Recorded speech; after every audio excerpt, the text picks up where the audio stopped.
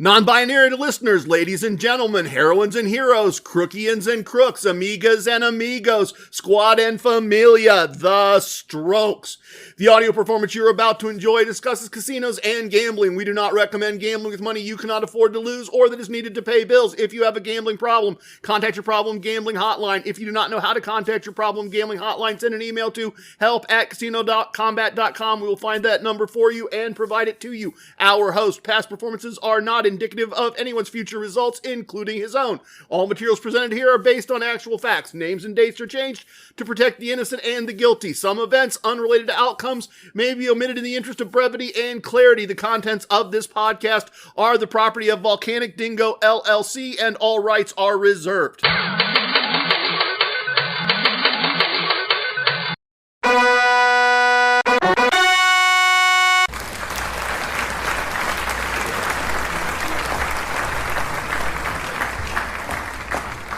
It's me, it's TRG, the Ramblin Gambler, just trying to make a living and doing the best I can. Lyrics, dude. Recite him some lyrics. This life is on my side. I am your one. Believe me, this is a chance. Let's take it. Welcome to episode 182 of our Casino Combat podcast. If this is your first time listening, I am your one, or this podcast is your one. This is your squad. This is a chance that I am encouraging you to take. Listen to this episode. I believe that I and my squad can teach you how to win the game of casino gambling, and I believe that because we have done it for each other. Because we are out there every day making each other better. I have hundreds of hours of content that people have listened to and gone out and played the game of casino gambling and won and been successful. So I am telling you, I am your one. This life is on our side. Take this chance. Come for this ride with me. I have got an amazing episode for you today. But let me quote the great one just briefly, and then I'll tell you what's going on. This is crazy. This is crazy. This is crazy. It is crazy. Let me tell you what I'm doing. Let me fill in the gaps here a little bit. I was not planning to do an episode today. I was not planning to do this at all. And I realized as I was making notes for the next episode to be recorded sometime next week that I had enough material for an episode. In fact, I had enough material really for 2 episodes, a beginner view of a question and an answer, a beginner view of an idea, a beginner view of a story, and then an advanced view of exactly the same material. So I rang up T-Rex, he had time, and I am literally recording 2 episodes at the same time, 2 versions of the same material. So if you've been listening in order and you already listened to episode 181, you heard the beginner take on this, and now this is episode 182. This is the advanced version of those same segments, same ideas, same prompts presented from a much more advanced point of view. If this is your first time and you jumped in on episode 182 and this seems like it's a little bit over your head and you're like, what is going on? Pause. Jump back, listen to episode 181, then come back and listen to this episode. That'll kind of be the flow that was intended for these pieces of content. So, couple different takes, couple different looks at the same thing, and we're going to release these a couple days apart, but we are literally doing this on the fly from half a page of notes, looking up song lyrics as we go, just kind of pulling this all together. So, let me give you the battle plan. Let me tell you what we are going to do. We're going to start off with a Questions My Sons Ask segment. Valley Nomad was really kind of the trigger for this in the Slack virtual VIP lounge. He had a great question, and I immediately went, I love your question, and I got 2 answers for you, and that was kind of the jumping off point for this. Then we're going to do a Moment of Casino Wisdom segment, and we are going to revisit a very, very important wisdom that I don't talk about often enough. Then we are going to do a Moment of Koncepts segment, and I want to kind of put in the mental blender, a couple of different a couple of different wisdoms, an aspect of the core concepts, and I love to do that. I love to take ideas from both of those sets of things, from the core concepts and from our book of casino wisdom, and I'm going to show you those ideas thrown in a mental blender just a couple of ways, and then we're going to adjourn to the virtual VIP lounge. I've got a story I want to retread for you, and that's going to wrap it up. This is tough. Chevy said, this is crazy, this is crazy, this is crazy. This is crazy. This is a little tough. This is a little difficult. Keeping this straight in my aging brain is a bit of a challenge, but we're going to try to do this and crank out 2 episodes very quickly. Same material in a couple different ways. As always, all true from a certain point of view. So we've got a battle plan. Let me tell you what's going on with the squad. As hard as it is to believe, I put out my last episode just before Thanksgiving, just a few days ago, and I was telling you the big news from the squad. Well, in addition to having some Excelsior Brigade members join us, which is always fabulous and always important, but in addition to that, I was telling you that we booked a cruise, right? We're going to take another group cruise on MSC's Meraviglia, leaving New York City March 15th. Love to have you come. Love to have you join. Email me, trg@casinocombat.com. Spell combat with a K. We've started to book people on this cruise. It's going to be a great time. We're going to have our own private blackjack table. We're going to have a welcome party. We're going to comp your drinks. It's going to cost you $300 or $400 depending on what cabin they assign to you. And then you're going to get that money back in free slot play or promotional chips in the casino as soon as the chip sails. It is truly a per cabin deposit just to make sure that you don't stiff the cruise line and decide, oh, well, it's free, it didn't cost me anything, I'm not going to show up. That's just a little insurance on their part to make sure that people don't no-show. And you'd think that'd be enough. You'd think that would be enough going on in the Casino Combat Galaxy, that we would not need to be doing anything else, but that could not be further from the truth, because I just finished a meeting with my bosses, with the PCH partners, and now I am thrilled to tell you that in addition to cruising out of New York City on March 15th, we are also doing a listener blackjack cruise on July 20th, 26th, leaving from Seattle, going up to Alaska on the MSC ship Poesia. Not sure. Those European pronunciations maybe get away from me. It's Poesia. Equine Ensign has done some research already and informs me that this ship is in dry dock. It's being refurbished. It's going to be done in April. It is very much like getting a chance to go on a relatively new ship. We are going to go up to Alaska. We are going to see some glaciers and eagles and bears, but the fun kind of bears. Not the bears that catch us in a bad way. We're going to go to Ketchikan. We're going to go to Juneau. We are going to make a couple glacier stops and tours. Going to stop in Canada, because you always got to stop in Canada by law when you leave Seattle and return to Seattle. It's going to be a great time. I am inviting you to come be comped on either or both. That's right. You are welcome to come on both of these cruises. And if this is your first time, if you saw this from a search, if you saw this tile, if Spotify or Apple or somebody showed you this and said maybe, I want to ask you this very seriously. How many podcasts do you listen to the first episode, and in the first 15 minutes, the person hosting the podcast says, hey, I don't know you, you don't know me, just send me an email and I'll get a little basic information from you, name, address, date of birth, how you play, and come on a comped cruise with me. Come on 2 comped cruises with me. Meet great people, meet my friends, meet my listeners. We will have a blast. We did this earlier this year. We had a great time. That is an offer that is almost too good to be true. And I know what they say. If you hear something on the internet that is too good to be true, don't trust it. This guy TRG is trying to rip you off. He's trying to scam you. He's trying to cheat you somehow. I'm not. I am truly not. I can deliver on everything I just told you. I have done it in the past.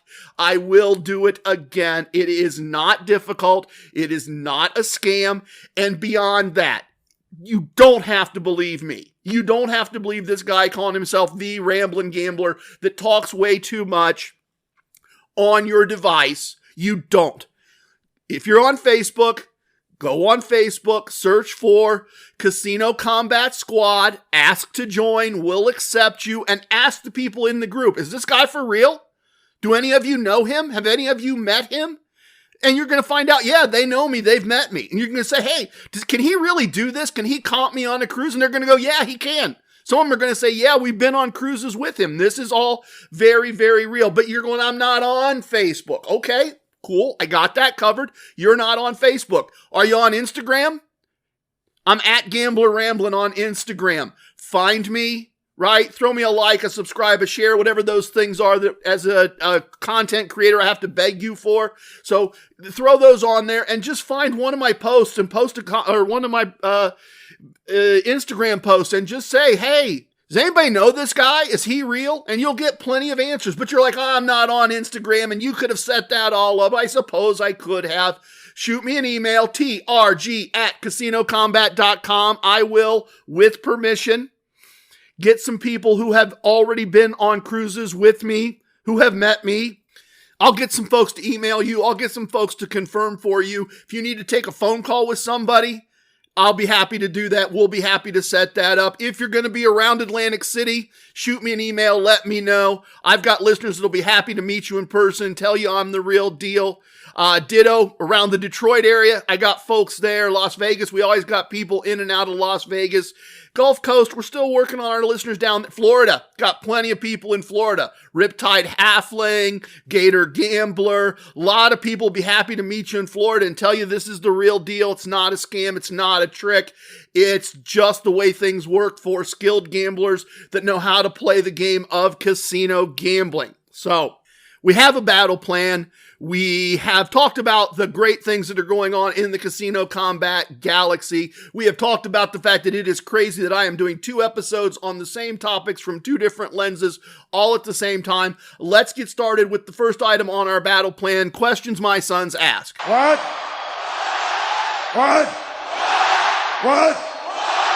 My sons ask questions about gambling, friends and family ask questions about gambling, and Excelsior Brigade members in the Slack Virtual VIP Lounge, like Valley Nomad, ask incredibly good questions about gambling. And I wanted to share that question with you today and my response to his prompt in the flavor that we're doing this particular episode. And so Valley Nomad said, TRG, I know this is not how you teach the strategy, but I've been practicing TRG2 online. That would be TRG2 Always Be Grinding from episodes 62 and 63. So he's been practicing with that, and he says, and when I'm up 5 units, I play to a 3-bet stop loss. Okay, I get that. More small wins, less table time. I play more tables, but I usually do this if I suffer a loss at the first table to help recover. Do you recommend doing this, or should I stay focused on the win 8 to 10 units, then work the 3-unit stop loss? Thanks, Valley Nomad. And this is a great question. This is a truly, truly wonderful question. And if you've listened to episode 181, you've heard the beginner version of this. And I said in that episode, boy, if you get to the end of all those things that I suggested and you see some things you want to change, fine, listen to the pro version. And I want to talk about that today. I want to talk about that in this episode. I want to talk about how to go about that. My suggestion is make changes one at a time. Make changes like the one that Valley Nomad described. Make them one at a time. Sit down and don't make these changes in a casino, okay? Ideally, do this thinking at home. Ideally, do this thinking and laying this out, what you're going to change in a situation where you can't make wagers. Don't make these changes, in my never so humble opinion, on the fly in reaction to things that you just saw on the table. That's the whole reason in beginner mode, I recommend that you do 30 attempts. And if you're going to make changes to what I've suggested, very cool. I think that is what a good player is going to do. They are going to look at my suggestions and then they're going to make adjustments, and that's fine. If you've done it for 30 attempts or more and you've done it well and you have things you see, I'm all for that. I think that's great. But in a calm moment, lay out your plan, lay out what you're going to change, and then go do a predetermined number of attempts. I would suggest a minimum of 20. For me, playing on an almost regular everyday basis, that's roughly a month. Make 20 attempts. And then decide if you want to continue doing it your way or switch back to my way or tweak one other little thing. Right? If we had a car on a dyno, if we were testing modifications or tuning, modern cars, right? You just make some changes in the computer and you change the performance of the motor and you change the performance of the car. Well, most people who are good at that don't change 20 things. They change one thing. And then they run a dyno test, and then they do another small thing. And if they don't like the outcome, they go back to what they had. I'm suggesting a similar approach here when you're taking an advanced look at changing what I've created. I'm encouraging you to do it. If you like it, I'm encouraging you to share with other members of the squad and let us know what you've invented. That's great, but tweak one thing, try it for a reasonable number of attempts. Decide if you liked it. If you like it and you're going to stay with it, great. If you think there's something you were going to change else, great. Repeat the same process. Do it again. I said in a recent video episode that I really don't think the secret sauce is TRG2, always be grinding, or TRG4, win more, keep more, or some variation thereof that someone's come up with. I don't think that's the secret sauce of what I've told. Shared or taught. I think the secret sauce of what I have taught is not those assemblies of ideas. No, I think the secret sauce is the core concept elements, right? I think the secret sauce is responding to a win or a set of wins with increased wagers, responding to a loss or a series of losses with an increased wager, having a positive exit number, a negative exit number established, playing for a long time window, not a table or a day. The secret sauce is using a play stack and a win stack, and maybe some other stacks as well. Rapier uses tier stacks within the play stack, so it uses sub-stacks within the play stack. That's the on-the-table abacus with a plan. Those things are the parts of the secret sauce. How you build with those blocks, those are the blocks. Those are the Lego. Up after a win or series of wins. Up after a loss or a series of losses. Positive exit, negative exit. Table not the day. How you use your stacks. How you organize your buy-in. All of that is the secret sauce. All of that, those are the blocks. When we dump the box of Lego out and we start building and we're both building a race car and our race cars are different, those are the Lego, right? How you build with those blocks, that's not the secret sauce. At least I'm not convinced that is the magic of what Casino Combat does. Badger Baron recently said in our Slack, a great compliment, recently said in our Slack virtual VIP lounge for Excelsior Brigade members, he said that big losses no longer bother him. Those bigger bets that you double or split and draw good cards and the dealer draws one better and beats you when you thought you had it won. He said it doesn't bother him anymore. He knows what his next bet is. His next bet is in the circle. It's his plan. Now, he may still be using my plan, but even if he tweaks my plan into something different, that's fine. The secret sauce is knowing how you're going to respond, taking the emotion out, having a plan and execute the plan. The secret sauce, the blocks to build from, are the core concepts and some of the wisdoms.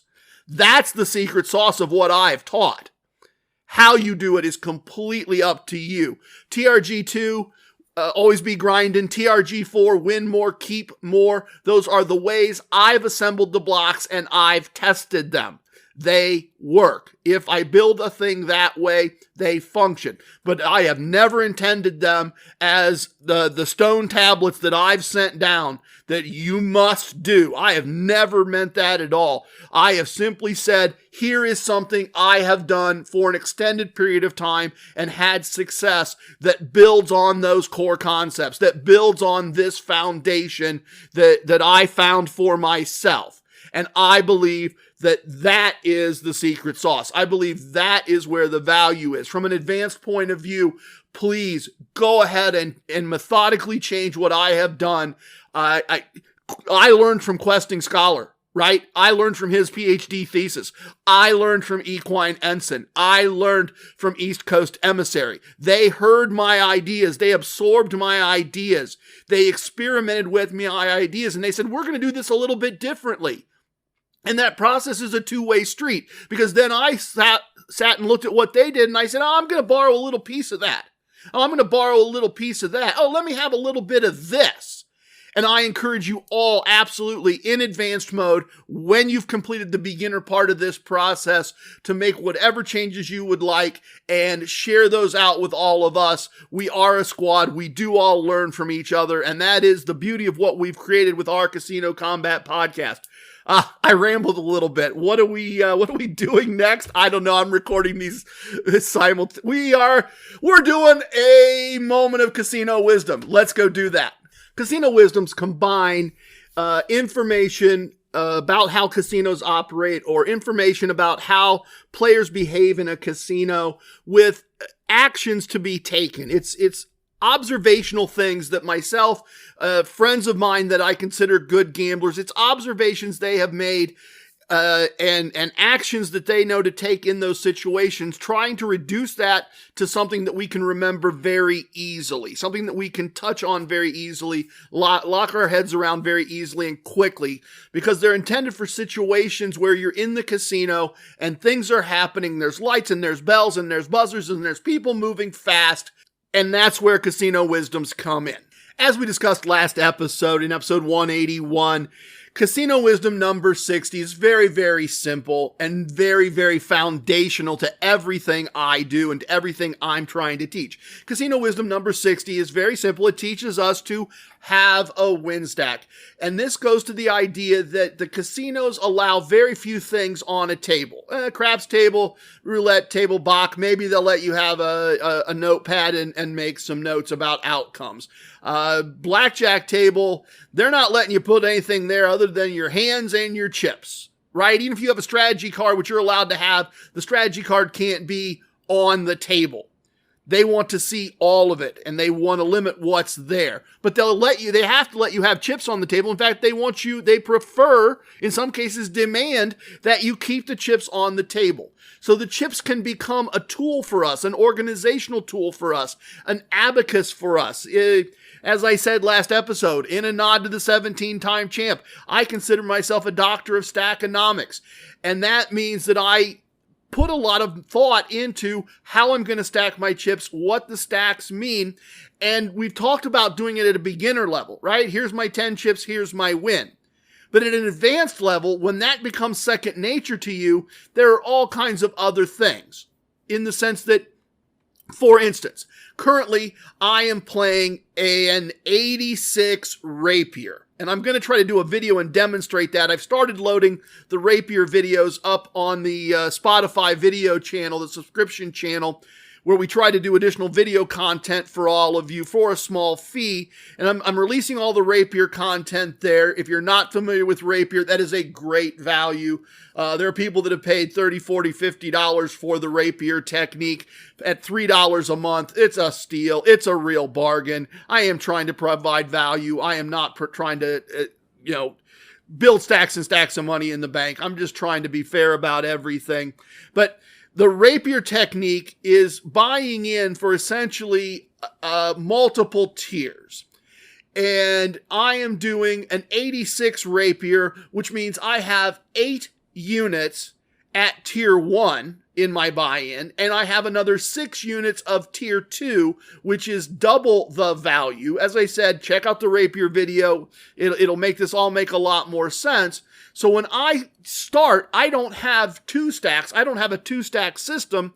I have a 3-stack system. I have the first 8 units, and ideally I'll never need more than those.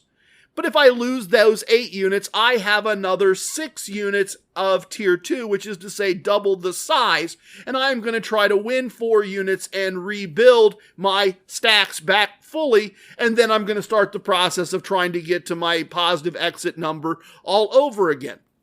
So when I'm playing Rapier, I have a 3-stack system. When I do a 3-chip exit, I have a 3-stack system, because when I reach the point where I have won the money I intend to win and I am going to do a 3-chip exit, well, I have the original play stack, which I now in my mind go, that's my buy-in stack. I'm not going to mess with that. I am going to leave that alone. That is not something I'm going to touch. And then I have my no longer called a win stack. Now it's my walk away stack or my go home stack. If you're a doctor of stackonomics, you quickly throw whatever labels on those stacks that you want to. The thing is just to know positionally on the table what is what. Because once again, I don't want to commingle those chips for me personally. I don't want to commingle all of those chips. I want to look down and at a glance, in between hands, see, there's my buy-in, there is what I've won so far, and then I have the 3rd stack, those 3 little lonely chips. And as I win more chips, as I continue to play, if I have success in my 3-chip exit, now I'm going to maintain my stack integrity. The buy-in stack is never going to get touched other than to pick it up, color it up, and walk away. And the walk away stack, the go home stack, as I win, I alternate between adding to that stack and adding to my play stack. My play stack can go here in this model from 3 chips to 4 chips to 5 chips to 6 chips. And at the same time, I continue to add to my walk away stack, to my go home stack. So I'm now running 3 stacks. And if I was doing Rapier, that's actually 4 stacks, isn't it? Because the buy-in stack is in 2 stacks. Right now we have, have a play stack has become, have my tier 1 play stack, have my tier 2 play stack, and I've pulled all that back. And now I have my go home stack, and I still have my play stack. Those pieces are all pieces, parts, and they're all in play. I was recently out in Las Vegas. I was on Fremont Street. I've told you a little bit about that. And I went down to Circa. Because they had 3-2 free bet blackjack, and I like to spend some time on that game when I have a table available to me. So there, right, I'm playing the same Rapier technique that I told you about. So I have my tier 1 play stack. I have my tier 2 play stack. I have my win stack for blackjack, and because Racer X, unknown to Speed, Racer X is his older brother Rex, who ran away from home years ago, has convinced me that that is the one side bet I want to make. He has convinced me through logic and intelligence and insight that the whole purpose of that game, the whole purpose of playing that game is to get lots of free wagers from the casino, and the side bet pays you because you accumulated a lot of those. He's convinced me I need to play that as well. So I always have a separate buy-in, an additional separate buy-in, 10 units of the side bet the way I'm going to make it. And so now I have a side bet play stack, tier 1 play stack, tier 2 play stack for blackjack, win stack for blackjack. 1 tier only. I haven't gotten more advanced with that, but 1 tier of 10 units of my side bet play stack, and then a win stack for that wager as well. 1, 2, 3, 4, 5 stacks. I'm not exaggerating when I say Doctor of Stackonomics, but the same idea applies. Because I can look down and instantly know exactly where I am. Playing blackjack, I have won this much. Playing the side bet, I have won this much, or lost this much. When I get to the end of a shoe of free bet blackjack playing that way, I can now regroup everything. I can look and go, oh, okay, well, playing blackjack, I won 7 units. And over here, I do have a small profit from a couple of side bets that paid out. If I regroup my side bet back to a full 10 units, then that's another 3 units won there. Okay, I've won 10 units on this shoe. Am I done? 10 units is a good win. Okay, maybe I'm done. If I'm not done, okay, let's record. Let's pause. Let's record. Let's write down the results. Everything is restacked. Let's go again. all good choices, all fine choices to be made out of the midst of the flow of the game. But having those stacks, and as you play in a more advanced fashion, having multiple stacks. Rapier is an advanced technique.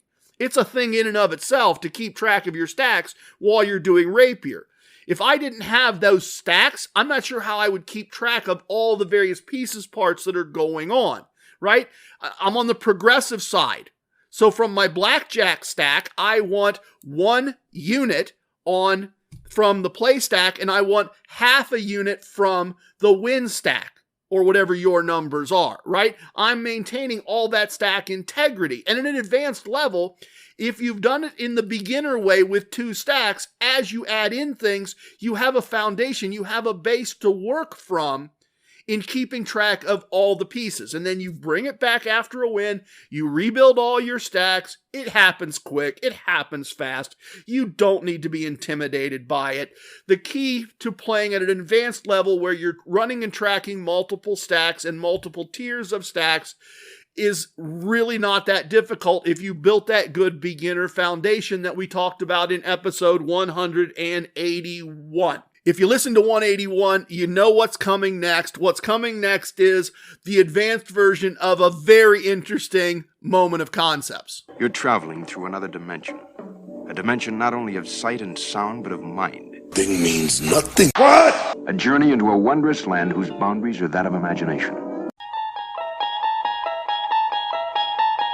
When I do these Moment of Koncepts segments, and admittedly some of them have colored outside the lines a little bit, but when I do a Moment of Koncepts segment, I ideally like to take a core concept, that's the concept part, and a wisdom, that's the moment part, and I like to throw them in a mental blender, and I like to challenge you to think a little bit. I like to kind of make those things that you can ponder a little bit. And in this case, I really want to kind of combine two, and I really want to call you to action. I really want to talk about the psychology of this whole casino combat thing that we're doing. So for today, I want to take a core concept, which is win the month, not the machine, the table, or the day. And if you take a small loss for the month, make it up with comps and gifts. And I want to put that in the mental blender with Casino Wisdom number 42, have a winning mindset or don't gamble. And I guess if I'm being honest, we should also throw in there Casino Wisdom number 77, if you don't ask, you don't get. So let's take those 2 wisdoms and that core concept, and let's look at those a little bit today. In the last episode, in episode 181, I used this Moment of Koncepts segment to talk about imposter syndrome and to talk about it from a beginner point of view. I really do want to kind of take that one more step today in this episode. A little space to breathe between those 2 sets of thoughts by creating some time there. It is easy. I see it all the time. I see it in everybody. Okay, yeah, well, they're doing X or they're doing Y. Let me take this, we've got this thing we're putting together to take a PCH group out to Kansas City to see Journey's Farewell concert tour. There's a concert going on.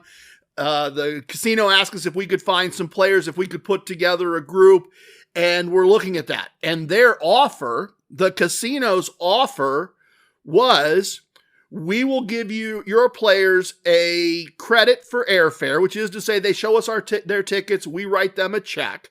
Once they book their own tickets, we'll provide transfers from the airport to the hotel. That's a limousine waiting for you at the airport. We'll provide a transfer from the resort to the concert. We'll provide concert tickets in a suite. So that means food and drink during the concert and then transfers back. And that sounds great. We all want to say yes to that if that's the offer, right? We all do. I would love to.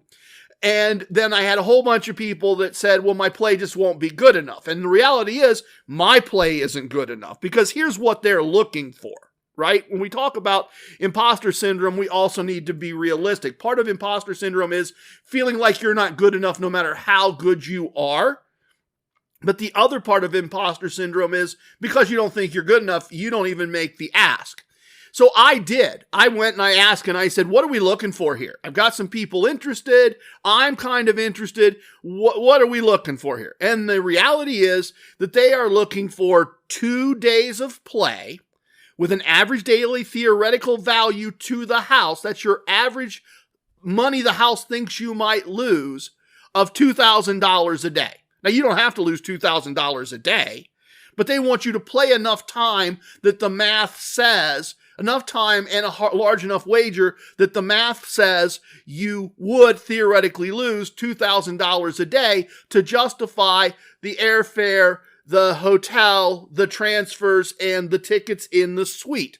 What does that translate back to? For a craps player, for a blackjack player, that's a $500 average wager for like 3 hours twice. Guys, you want 2 tickets, right? If you only want 1 ticket, if it's just you, they're looking for an average wager of about $500 for around 3 hours, maybe 4 hours, right? So your wager's $250, then your wager's $800, and they're not accepting the idea that you intended to do that, and you came out ready to do that, and you did TRG2, always be grinding, for 30 minutes and got smacked and took a break and did TRG2 again for 30 minutes and got smacked, and you're like, well, the concert will be fun. Oh, that wasn't good. No, they're going to be leaning on you pretty hard to finish out another 2 hours at least and to enjoy the concert and do the same thing again the next day. And I didn't bring enough money isn't going to really cover it.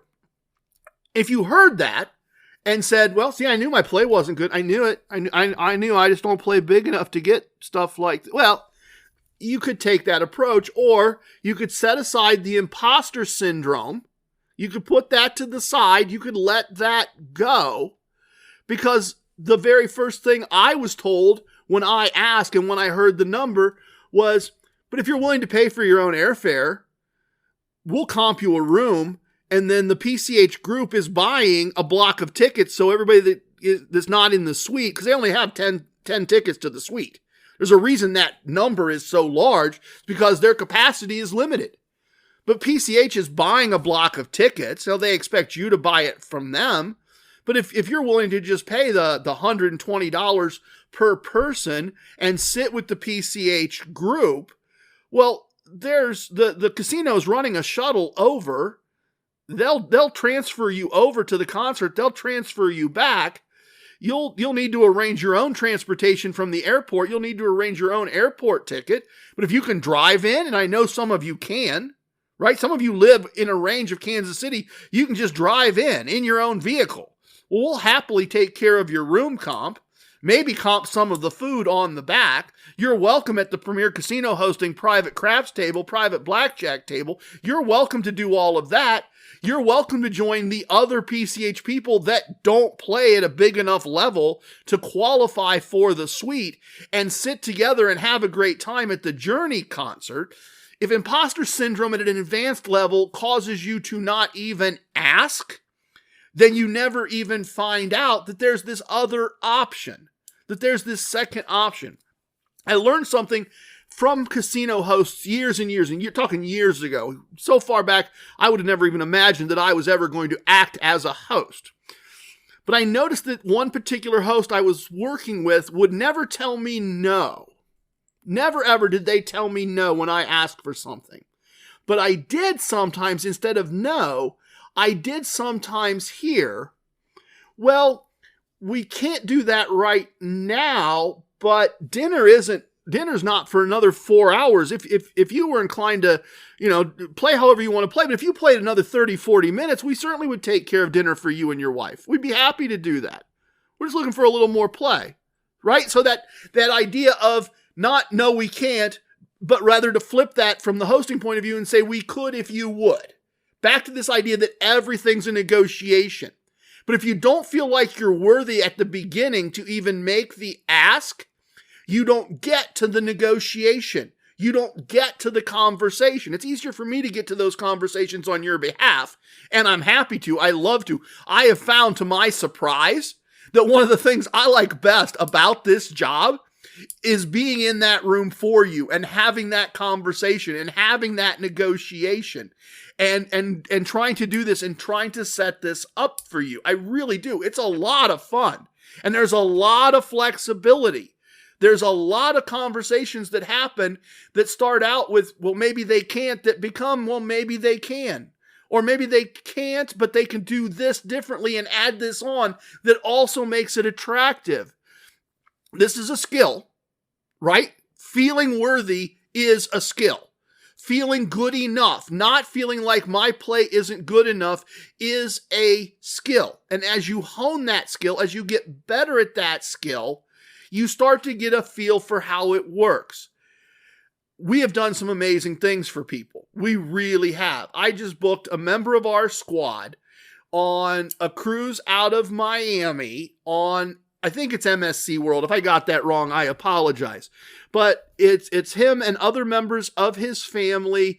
I think, 5, 6 people total in a 2-bedroom suite. So that's yacht club level. That's a really elevated level with MSC. And without telling anybody's business, the total for this was what was it? Let me think about this here and get this right.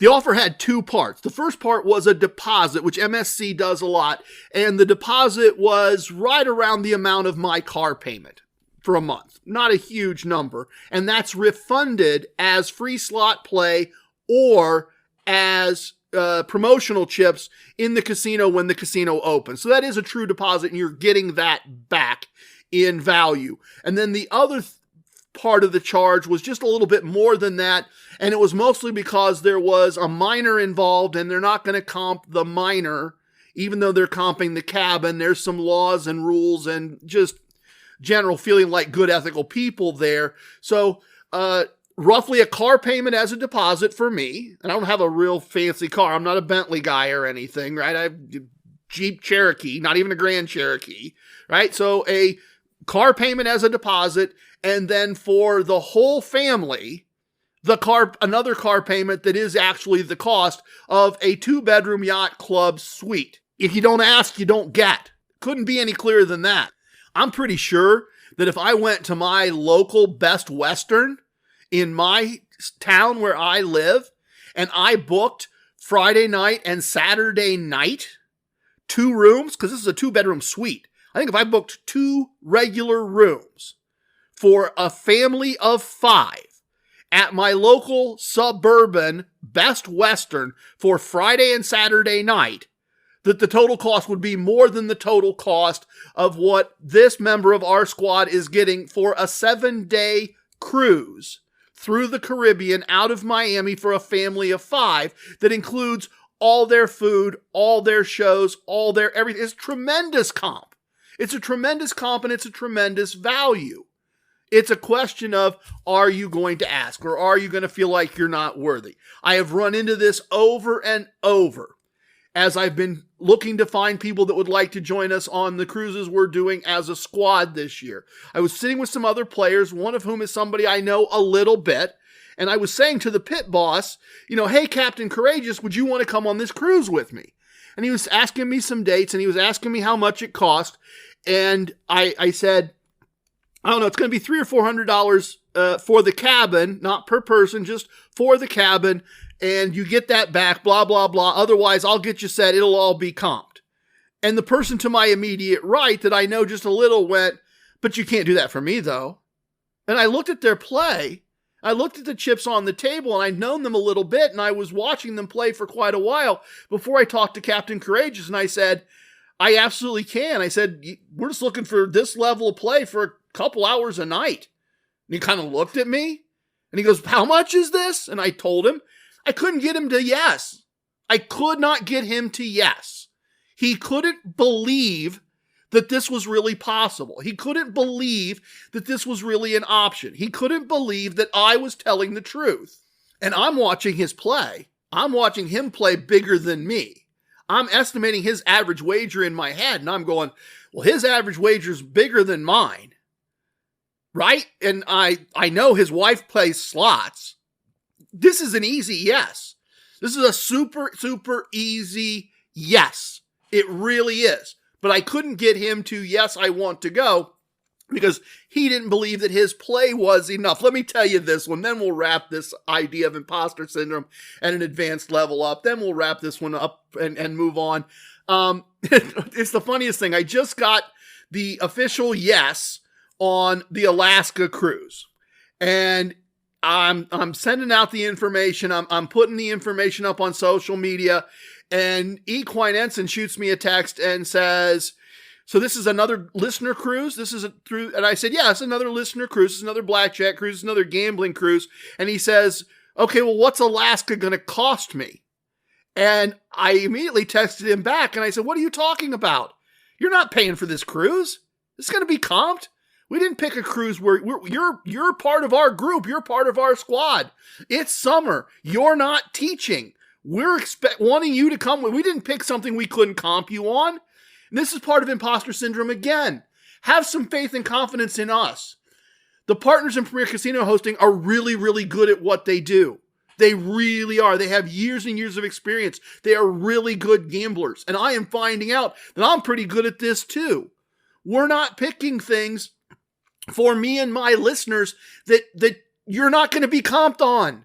We're picking things where we know we can comp you. Get over your imposter syndrome. You're good enough. I said to Equine Ensign, and I'm going to say it here the same way. I said it to him. Excuse me if I sound like an arrogant prick, but I'm going to sound like an arrogant prick. We do not go places where we do not get an appearance fee. We're that important. I'm over the imposter syndrome. We're that important, guys, gals, folks, amigos and amigas, familia. We're that important. We get comped cruises. We're good enough. You just have to get yourself mentally to yes. You just have to get yourself to the point of, hey, trg@casinocombat.com. I'd like to go. Would you like to go on a 7-night cruise on Norwegian Cruise Lines for New Year's Eve with a great group of people? We got a cruise. It's ready to go. We've got cabins. I am not going. I have a new grandson. I have a mother-in-law that is facing some health challenges. I have been on a ton of cruises this year. I'm not able, unfortunately, but we as a group, Premier Casino Hosting, we got rooms for you. My bosses literally just said in the team meeting today, we still got some cabins left. We'd still like to find some more people that would like to go. You don't need to think you're not good enough. You don't. You just need to decide, I'm going to ask to see if I can get. We are booking people over and over. You are good enough. We are picking things where you will get an appearance fee. We are picking things that make sense. We know who our guests are. We know who our audience is. And some of you may you may ask and you may get told, we have an ocean view for you, not a balcony. Some of you may ask and you may get told, we're putting you in a junior suite. There's levels, there's variants, there are different things for different people for the same ask. That's very true. And that's the final point on imposter syndrome that I want to make at an advanced level. Part of being over your imposter syndrome at an advanced level is that understanding that it's all a negotiation. And if I get told, yes, we have a comp for you, but it's going to be ocean view. Yes, we have a comp for you, but it's going to be interior. That you don't get your feelings hurt and you don't get all deflated and you don't feel less than. You're a professional and you recognize that for this particular opportunity, this is the level of appearance fee that your play justifies. And if you decide your time is worth more than that and you need a bigger fee and you're going to be a no on that after you've asked and after you've found out what you can get, I don't consider that a problem. I don't consider that being non-professional. It's very professional to say, I'd like to hear how you could and decide now you are going to choose not to. I'm all about that. That's more than fine. But part of, at an advanced level, getting past the imposter syndrome is getting not only past the willingness to ask and believe you're good enough, but it's to be a professional about it from a gambling point of view and listen to the answer and listen to the negotiation and then decide, right? Because that's the last point I'll make. I promise I'm rambling, but that's the last point I'll make. Because you could say, I would like a balcony. And we could come back and say, at your level of play, what they're willing to do is an ocean view. And you can then say, well, okay, I will commit to doubling my average wager from the last event that I was at. Or I know I told you that I always play 2 hours of blackjack minimum a night at a $25 level. I will make sure I play at least 3 to 3.5 hours every night the casino's open, right? It's a negotiation. When you get past the imposter syndrome and realize your play has value and realize the parameters we're talking about, now you can be a professional who understands how it's working and you can make adjustments to get to. Now you're doing the I could if. You're doing the opposite of what I was talking about with hosts I've met. Instead of them saying, we could if you did this, you're doing the opposite. Oh, I'm not quite getting what I want. If I change what I do, can I have what I do want? All very possible. As we negotiate our way through this, as we all learn together, as you get past the fact of, am I good enough? Do I play enough? Is my play enough? Then the next thing is to see it from a professional lens. See that it's all a negotiation, but you can't get to the negotiation if you don't feel like you're worthy of being there. You are all worthy of being there, and I love negotiating on your behalf. All right, let's go do some sips and a story, and we will wrap up this very unique double set of episodes. A little bit of the bubbly. Welcome to the most must-listen-to segment in casino lifestyle podcasting, the Virtual VIP Lounge. Our lounge is open, and we have the best virtual everything virtually all the time. The best virtual food and drink served anywhere on the interwebs, guaranteed, or your money back. I was not planning to do this, everybody. I am poorly prepared when I came into the glorious Casino Combat Studio in parts unknown. I honestly have got about a half a Fiji water here that I've been sipping on as we go.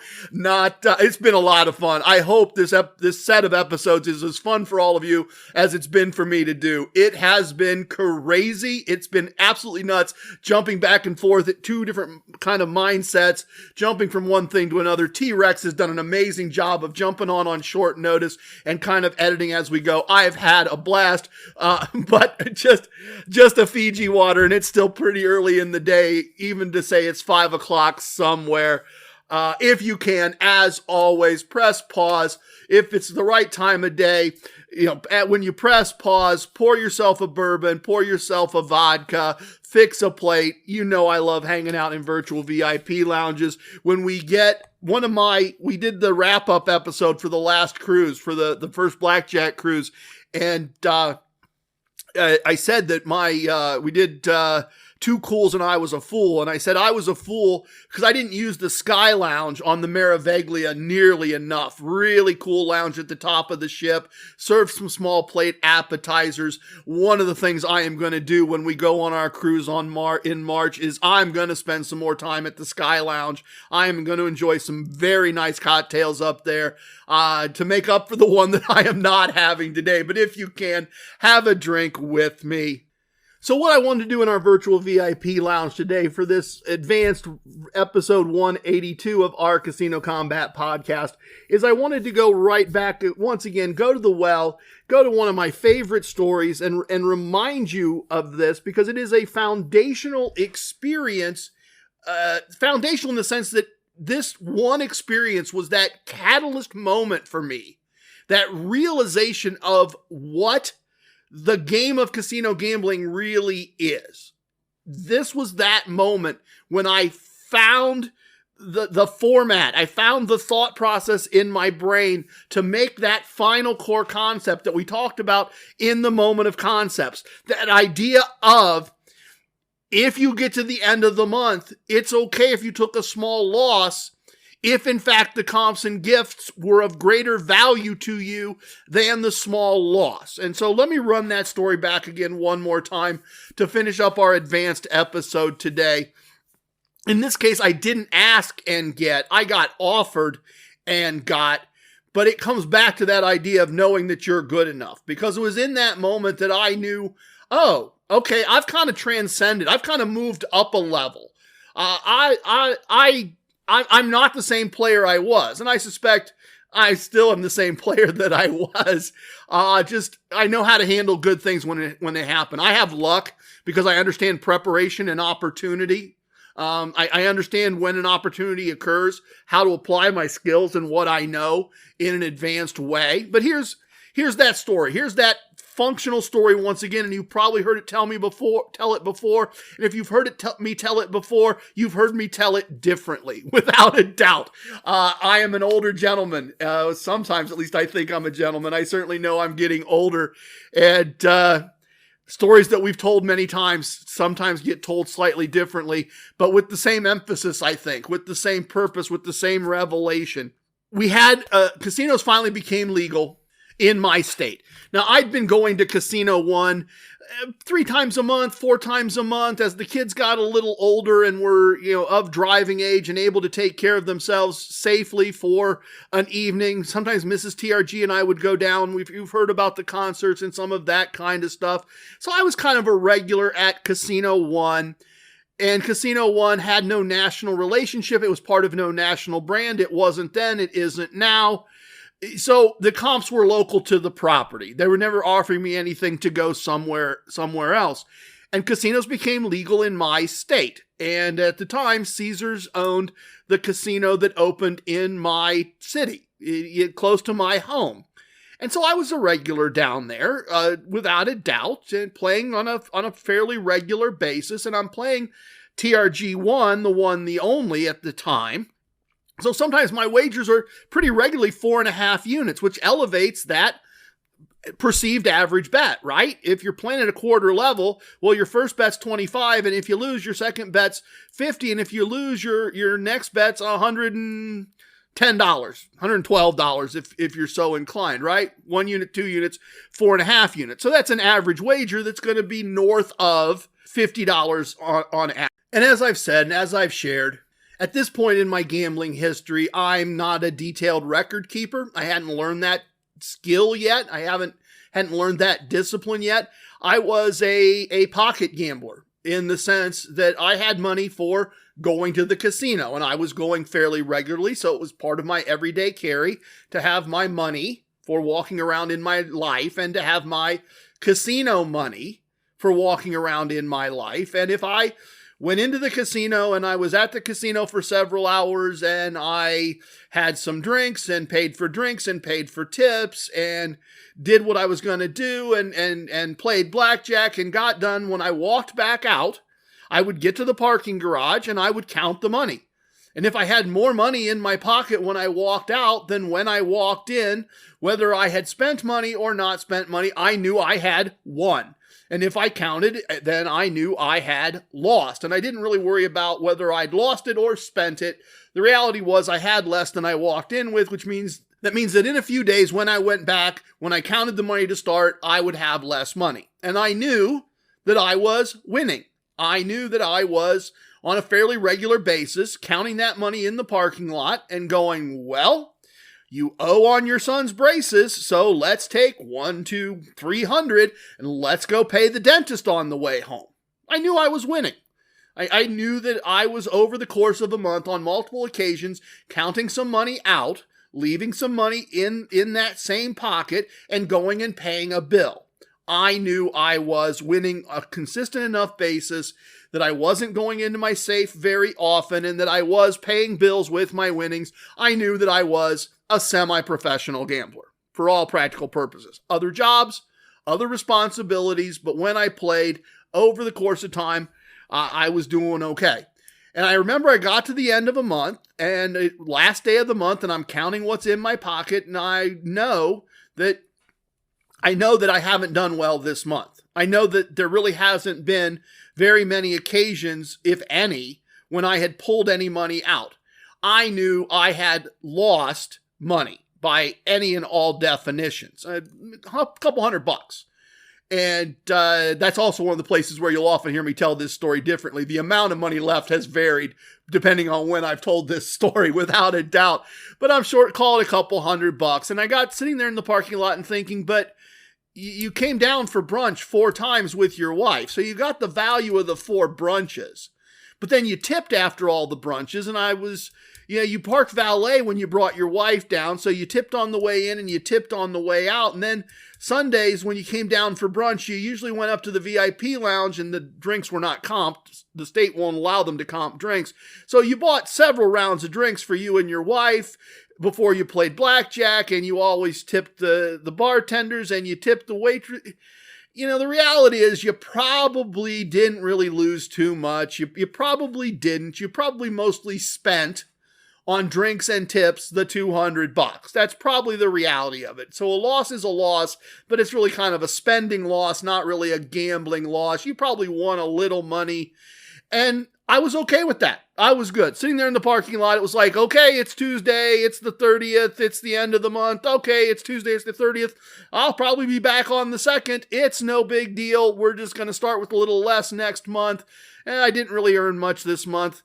And then I get that fateful email or phone call, whichever way you heard it, that's the way it happened. I guarantee it. I get that fateful communication from a Caesars casino host, a regional casino host. And the gist of it is, hey, we're putting together a chartered flight to Kansas City, to Harrah's. We're going to fly you out. We're going to give you a special lapel pin so that they know you're part of this group, and all your drinks are going to be comped, and we're going to have a welcome meal for you. And on the 2nd day, we're going to put you in a bus, and we're going to drive you over to the stadium, and we're going to have tickets for you to go see your local team play the Kansas City Royals. Would you like to do that? And I went, well, of course we'd love to do this. I mean, this is the first time anybody's offered to fly me anywhere, right?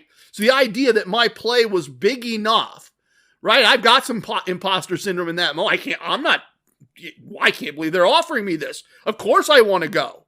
Of course we'll figure out in our schedule how to do that. Sure, we'll find a baby. Yeah, somebody to sit the kid. They weren't babies, but somebody to watch the kids. I'll get my parents to come up and hang out with the kids so that we can go. Of course, wow, I mean, this feels like high roller territory to me. Certainly feels like big shot time to me. So we did. We go out to Kansas City, get on the plane, go out to Kansas City, feel like we're being treated just absolutely fabulously, have a great welcome dinner. Love walking around with the label on our pens, watch the ball game, have a great time. And as I'm coming back, I'm thinking about that, because we took some of their money, by the way. We won some money. But it was in that moment that I realized, there was a bigger game to be played. That it was not only and solely about the blackjack. That it was about not only the blackjack, but about what was spent to play the blackjack, and about the value of this trip, which had been ostensibly earned the previous month of play. And it probably was over a longer window of time, but the revelation was the idea that whatever I had lost and spent the previous month was trivial compared to the value of this comp, and that the value of that comp had to be counted as a win, at the same level that a win of $50 had to be counted as a win. That the game was bigger than just blackjack, or just slots, or just craps, or just whatever. That the game was, as I've said so many times, the game of casino gambling. And that viewed on that bigger basis, viewed on that bigger stage, I had undoubtedly won. And that is at a more advanced level. Last episode, I know because I just recorded it. Last episode, I was telling you about that first comp. I was telling you about asking and getting breakfast, and the disbelief between both my wife and I that our play was good enough to justify a breakfast comp. And our play was good enough to justify a comp to go to Kansas City. Times change, comps change. Being in the game is what it all comes down to, and being aware that regardless of if you are a $10 a hand player or a $10,000 a hand player, regardless of whether this property will comp you or this property will comp you, there are many places that will want to comp you. Not all of them. If you're that $10 player, you have less choices, admittedly. If you're that $10,000 a hand player, the reality is you also have less choices, because there were some places that will not comp you because they're afraid that you might win. So everyone at every level needs to feel that they're worthy of asking, need to feel that they're good enough, and can find a way to arrange for comps and gifts to offset small losses when they occur. So please, tip your waitresses, tip your bartenders, tip your dealers. If you have a host, tip your host. Remember your casino wisdoms, everyone. Please don't tip away your wins. I have spoken. Everything you heard here is true from a certain point of view. In 10 years, we may find out I was wrong about all of this. It's time for leaving, and I hope you understand I was born a Ramblin' Man. Love it, hate it, it don't matter. Please share with your family and friends. Goodbye, everyone. Thank you for listening. Thank you for the gift of your precious time. I truly appreciate it. Please stick around. The best part of the podcast is next, the Casino Combat Blues.